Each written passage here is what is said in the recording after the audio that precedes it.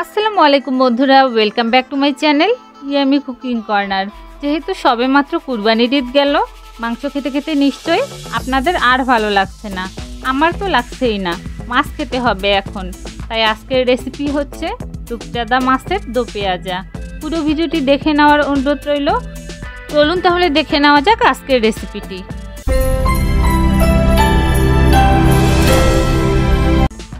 রূপচাঁদা মাছের দো পেঁয়াজা তৈরি করার জন্য আমি কিন্তু এখানে 4টি রূপচাঁদা মাছ নিয়েছি। আমি মাছগুলোকে ভালো করে ক্লিন করে এরপর ধুয়ে পরিষ্কার করে নিয়েছি। যেহেতু আমি রূপচাঁদা মাছের দো পেঁয়াজা তৈরি করব, এজন্য আমি মাছগুলোকে মাঝখান থেকে কেটে 2 টুকরো করে নেব। এরপর একটি ছুরির সাহায্যে মাছগুলোকে একটু করে চিড়ে দেব। মাছের মধ্যে এভাবে কেটে নিলে কিন্তু মাছের ভিতর সমস্ত মশলাগুলো সুন্দরভাবে ঢুকে যাবে, তখন কিন্তু মাছটা খেতে অনেক বেশি ভালো লাগবে। আমি কিন্তু একইভাবে সবগুলো মাছকে কেটে নেব। আমার সবগুলো মাছই কিন্তু এভাবে সুন্দরভাবে কেটে নেওয়া হয়ে গেছে। আমি আপনাদেরকে একটু দেখিয়ে দিচ্ছি। সবগুলো মাছ সুন্দরভাবে কেটে নেওয়া হয়ে গেছে। এখন আমি মাছগুলোকে ম্যারিনেট করার জন্য হলুদ গুঁড়ো দিয়ে দিব 1 টিস্পুন আর লবণ দিয়ে দিব 1 টিস্পুন। হলুদ আর লবণগুলোকে আমি সুন্দরভাবে সবগুলো মাছের সঙ্গে মাখিয়ে নেব। লবণ আর হলুদ দিয়ে ম্যারিনেট করার সময় অবশ্যই মাছের কাটা অংশগুলোকে সুন্দরভাবে মাখিয়ে দিতে হবে, যাতে করে লবণ হলুদটা ভিতর পর্যন্ত যায়। লবণ হলুদ মাখানো হয়ে গেলে মাছটিকে রেস্টে রেখে দেবো 30 মিনিটের জন্য। এখন চুলায় প্যান বসিয়ে এতে আমি দিয়ে দিব তেল। আর তেল গরম হয়ে গেলে এখানে আমি ম্যারিনেট করে রাখা মাছগুলো দিয়ে দিব। মাছের এক সাইড থেকে লাল লাল করে ভেজে নেওয়া হয়ে গেলে আমি অপর সাইডে উল্টে দেব। এভাবে 2 সাইড থেকে সুন্দরভাবে মাছগুলোকে ভেজে নিতে হবে। আর দেখতেই পাচ্ছেন আমার 2 সাইড থেকে কিন্তু মাছগুলো সুন্দরভাবে ভেজে নেওয়া হয়ে গেছে। এখন আমি তেল ঝরিয়ে মাছগুলোকে তুলে নেব। আমি একইভাবে সবগুলো মাছকেই ভেজে নেব। মাছগুলো ভেজে নেওয়া হয়ে গেলে আমি সেম তেলের মধ্যে দিয়ে দেব পেঁয়াজ কুচি, এরপর দিয়ে দেব কাঁচামরিচ কুচি। পেঁয়াজ আর কাঁচামরিচ কুচিটাকে আমি নেড়ে চেড়ে হালকা ব্রাউন কালার করে ভেজে নেব।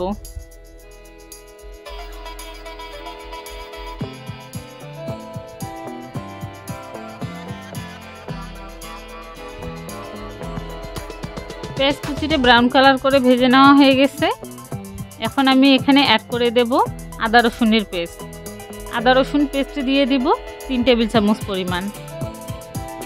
এরপর এগুলোকে নেড়ে চেড়ে একটু ভেজে নেব, যাতে করে আদা রসুনের কাঁচা গন্ধটা দূর হয়ে যায়। এখন হলুদ গুঁড়ো দিয়ে দেব 1 টিস্পুন, শুকনো লঙ্কার গুঁড়ো দিয়ে দেব 1 টিস্পুন, গরম মশলার গুঁড়ো দিয়ে দেব 1 টিস্পুন আর লবণ দিয়ে দেব স্বাদ মতো। এখন সবগুলো উপকরণকে আমি নেড়ে চেড়ে ভালো করে কষিয়ে নেব। যখন দেখবেন মশলার উপর থেকে তেল ছেড়ে দিয়েছে, তখন বুঝতে হবে মশলাটা কিন্তু সুন্দরভাবে কষিয়ে নেওয়া হয়ে গেছে। মশলাটা কষিয়ে নেওয়া হয়ে গেলে এখন আমি এখানে ঝোলের জন্য পানি অ্যাড করে দেব। পানি দিয়ে দেওয়ার পর আমি এগুলোকে একটু নেড়ে চেড়ে নেব। এরপর ঢাকনা দিয়ে ঢেকে দেব বলক আসার জন্য।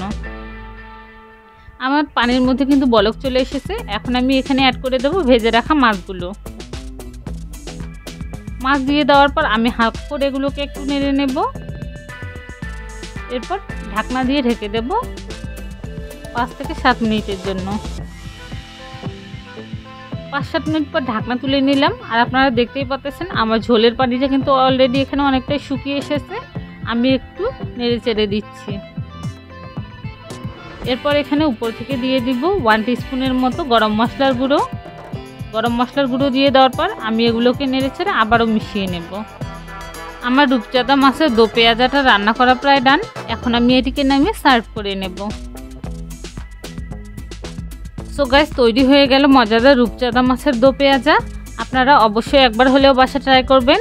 আর আমার বিশ্বাস আপনাদের কাছে এই রেসিপিটা অনেক বেশি ভালো লাগবে।